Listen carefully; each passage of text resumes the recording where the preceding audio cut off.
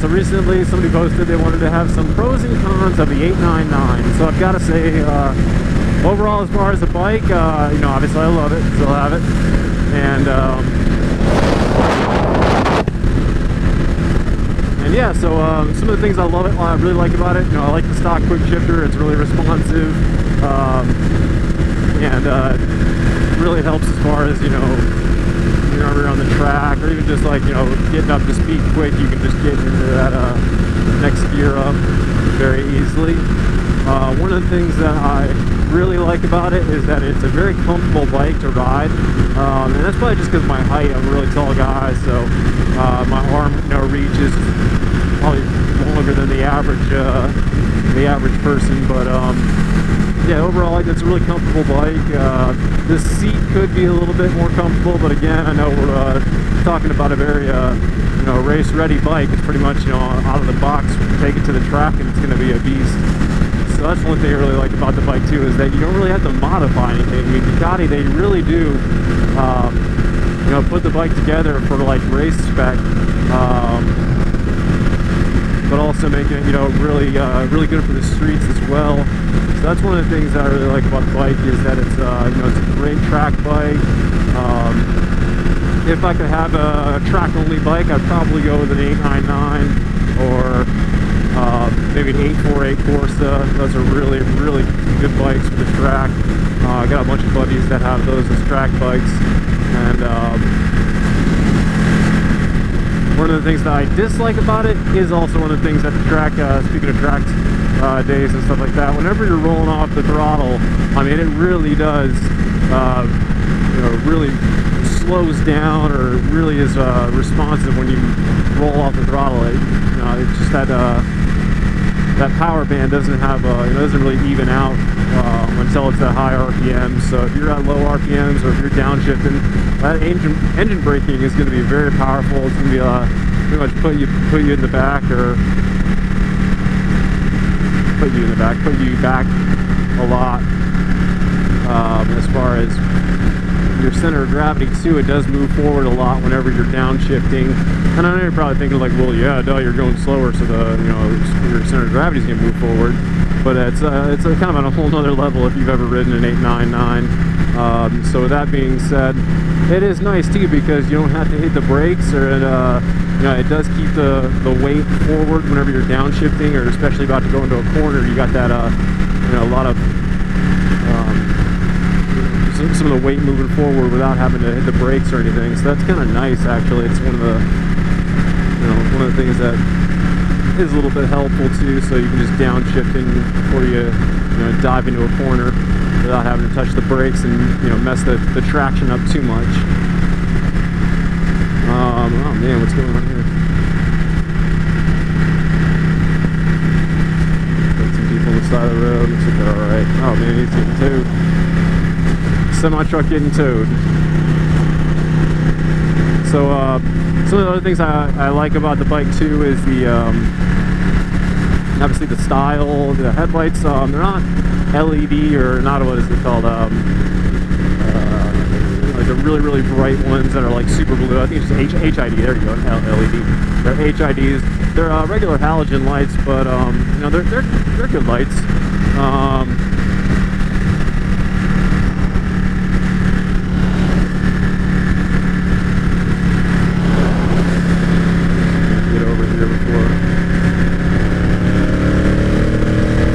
I wish the you know, the power band was a little bit higher, with,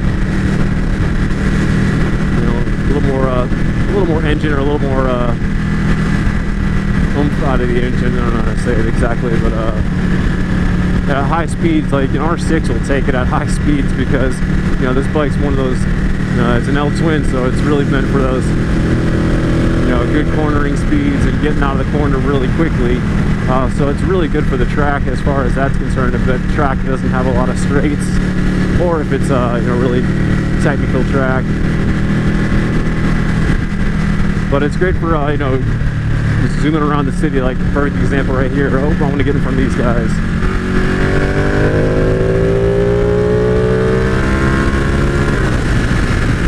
Let's roll off the throttle a little bit, and then going easy on.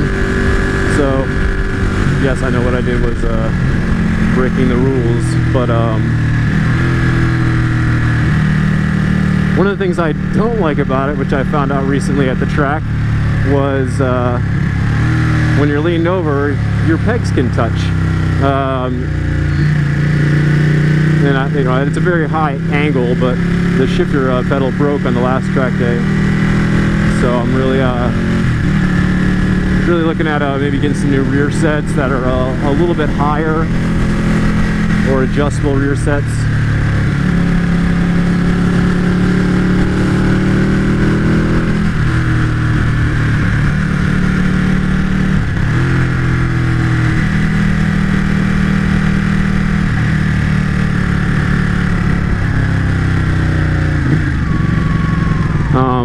Other things I like about it too, the stock exhaust, man. I mean, it is just, it's beautiful sounding.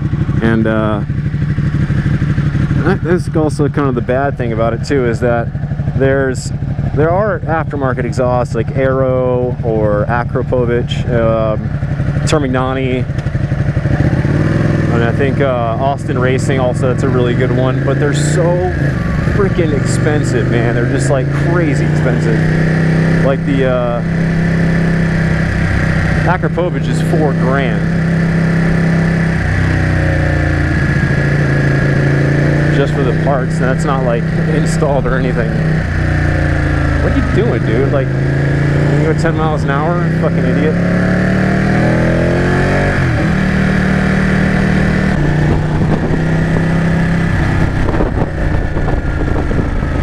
I totally went the wrong way, but you know what? We're just gonna, we'll make a little ride out of this. Other things I like about the bike too is as far as the settings, the race mode, the sport mode, and the wet mode. Just to show you guys, you tap on the little button right here for your light indicators. Tap that and it's going to go through each mode. Sport mode, wet mode, race mode. You just hold that down and it will lock it in. Changes the engine braking control, changes the DTC, Ducati traction control, and then also changes a little bit of the ABS. There's 3 settings, I think, on the ABS. So as far as being, you know, a really dynamic bike, you know, I love that about it, that it's got these different modes, so you can kind of adjust. And you know, that wet mode especially, that's really helped me out in the past, because I'm coming off you know, dry streets, and then also it starts raining like it does here in Florida. I get caught in the rain, I can just pop it into wet mode and be ready to go, and it's not going to be, you know, slipping all over. The back tire is not going crazy. You know, it's just like, it's a really good ECU in here. What else? It's got lap timers on it too, so you can go into the lap settings, and it will also give you feedback data of like your highest RPMs, your top speed, and then your lap timer. I haven't had the suspension done for me yet, but as far as the stock suspension, you know, it's got the Showa front forks. I think the 1199, that's got the full Öhlins suspension, but all his parts for the 1199 are also available for the 899. And that's one of the nice things too, is that, you know, these interchangeable parts as far as like, you know, a rear set. So like the stock lever that broke at the track day,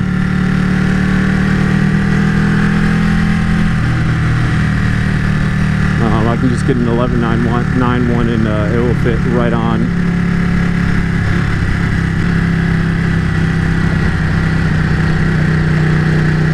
One of the cons that a lot of people talk about too is the heat from the exhaust. The mid pipe is pretty much right below the seat, and so when that heats up on a hot day, it's gonna cook you. At least that's what a lot of people say. I've really never experienced it on the 899. Maybe because the engine is a you know, lower cc amount than the 1199. The 1199 probably sees a lot of those problems because it heats up a little bit warmer. I'm just putting more gas through the exhaust because of the bigger bore.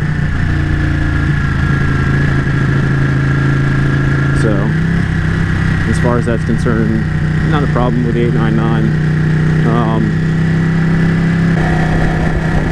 One of the things that I do not like about the 899 when I bought it was that it didn't come with any of the 1299 stuff. Like, for example,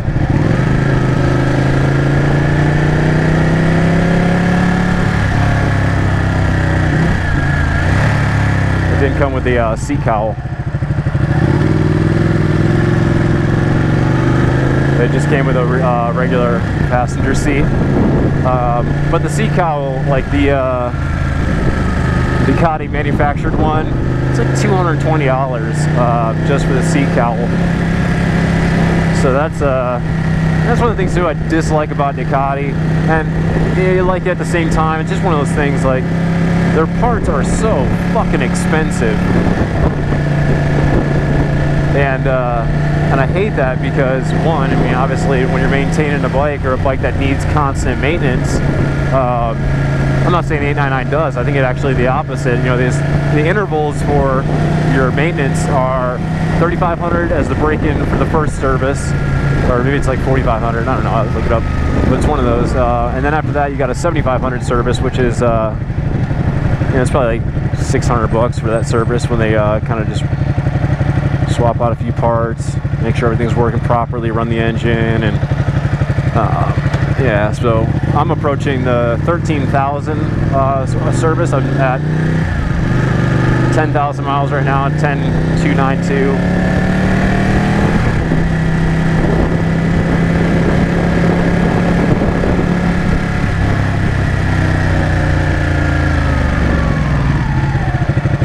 Oh man, I should.